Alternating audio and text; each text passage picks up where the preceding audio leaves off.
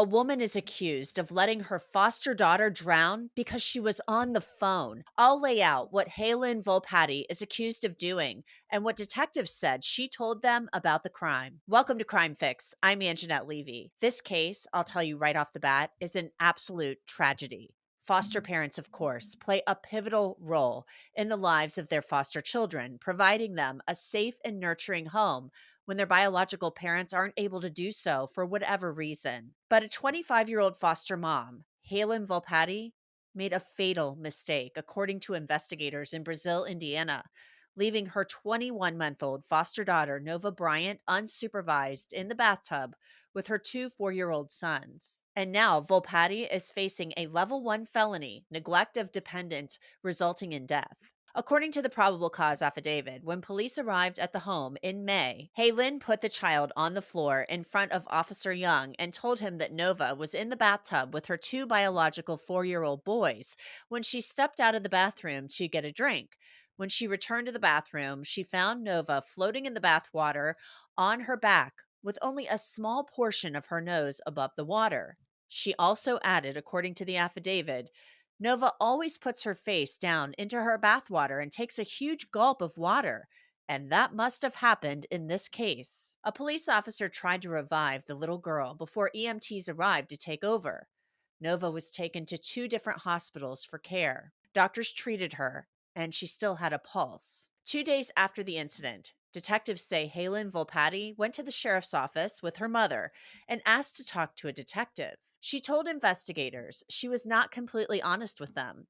The prosecutor says Volpatti first said she talked with her friend for 5 minutes while she was out of the bathroom.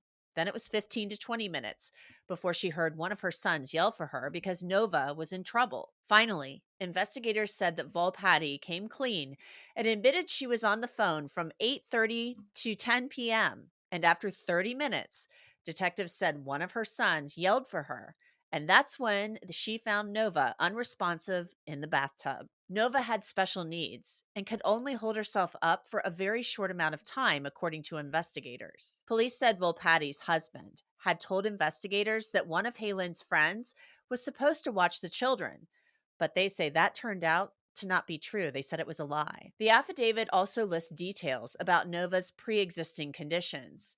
It says she was born at 32 weeks via C-section, as doctors had concerns for the intestines growing outside of Nova's body. It even lists her past medical history, which includes several alarming issues, including chronic feeding disorder, gastrostomy tube development, moderate malnutrition, short stature, and spinal asymmetry. An autopsy determined that Nova drowned. She died on June 16th after being on life support since the time she had arrived at the hospital. The little girl's biological parents blame the Department of Indiana Child Services and the child welfare system. Indiana DCS released a statement after Nova's death. It reads, "The death of a child is a tragedy. DCS investigated the incident and is taking action to revoke the individual's foster license. We cannot provide additional details due to confidentiality laws. Foster parents complete an extensive background check and vetting process prior to having a child placed with them, along with ongoing training/education and oversight to maintain licensure. Now the agency, as you heard, is taking action to revoke Volpatti's foster license."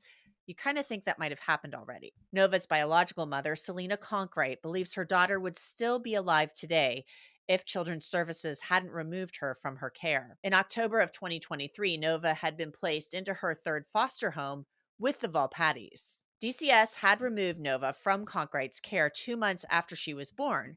Conkright told a local TV station that she had ADHD and that DCS told her she wasn't learning quickly enough how to care for Nova with all of her needs. Volpatti has pleaded not guilty to the charges and has been released from the Clay County Jail after posting bail. Ashley Hadler represents victims of abuse in Indiana. Ashley, thanks so much for coming on. Your thoughts on this case right off the bat. We have a foster mother accused of some really terrible neglect that allowed a child, a toddler, to die, to drown in a bathtub. Absolutely horrifying. I just cannot believe the circumstances that led to this, and it seems like there were a few red flags along the way that were potentially missed. And so, whenever we see that happen in a case like this, we always hope that there's a very thorough investigation back to see how this was allowed to occur.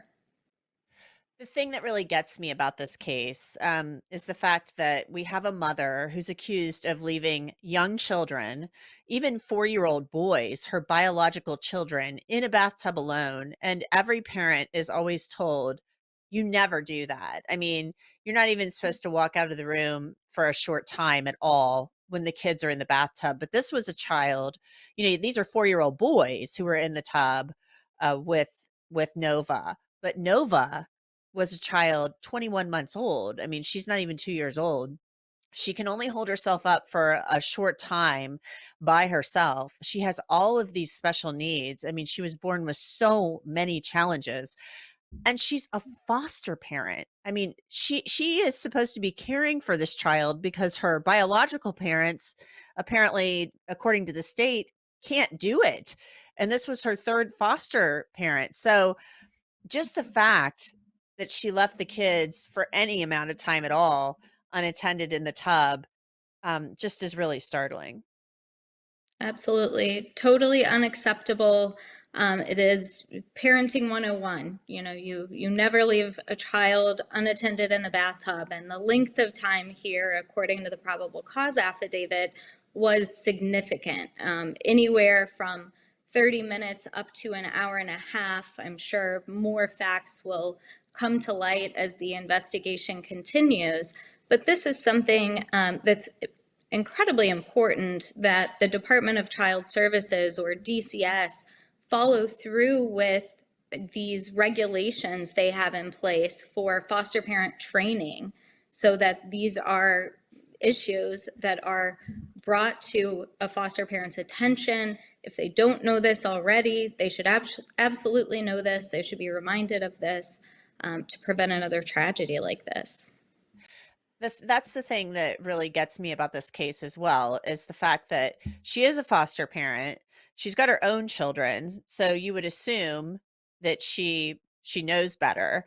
And I'm still unclear on that. Yes, that they're saying in the probable cause affidavit that after 30 minutes or so, her sons, who are 4 years old and are being treated essentially as babysitters in a bathtub with a toddler with Right. special needs, according to what the investigators are saying, they think it's 30 minutes based on what she's saying.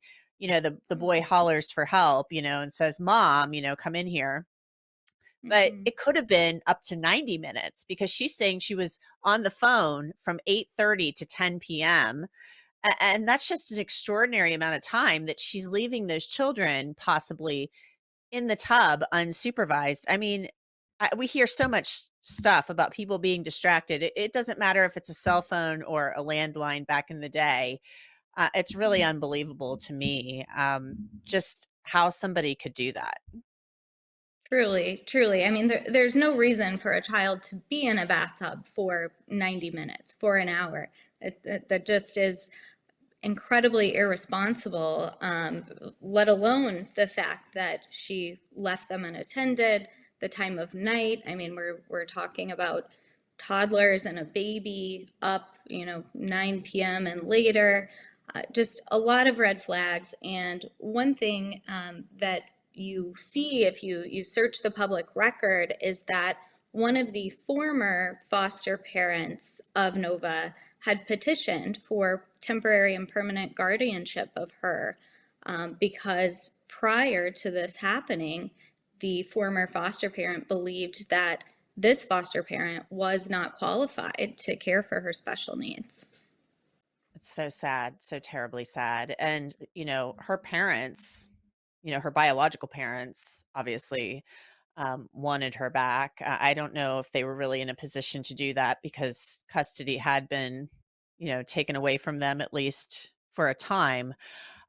They want to sue the Department of Children's Services, the biological parents do.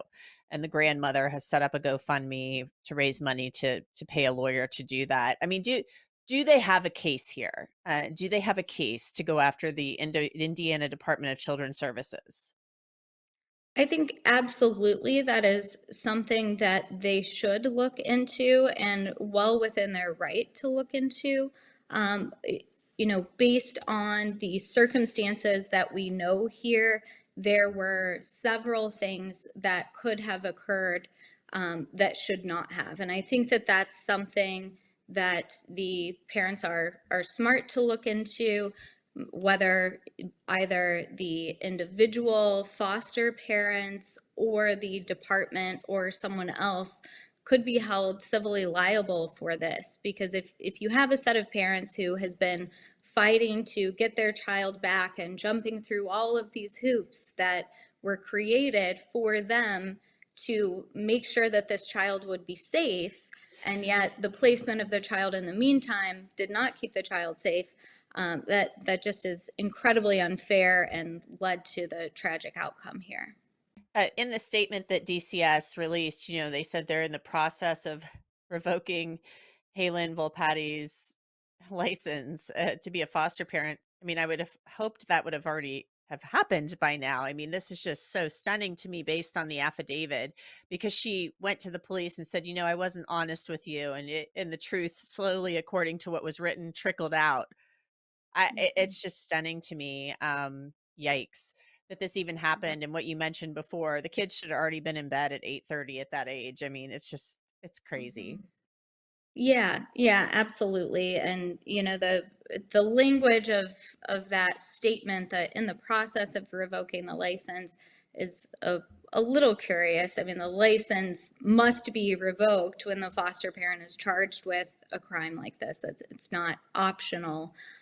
So I think that is interesting, and certainly, the family, the biological parents, if they are looking into this, I hope that they're able to learn through that investigation what DCS knew, whether the licensing requirements had been fulfilled, whether the training, specifically when you have a foster child who has special needs and requires special medical treatment and care, that is something that the department is required to make sure that the foster parents are fulfilling. So it will be interesting to see if all of those requirements were carried out by the department.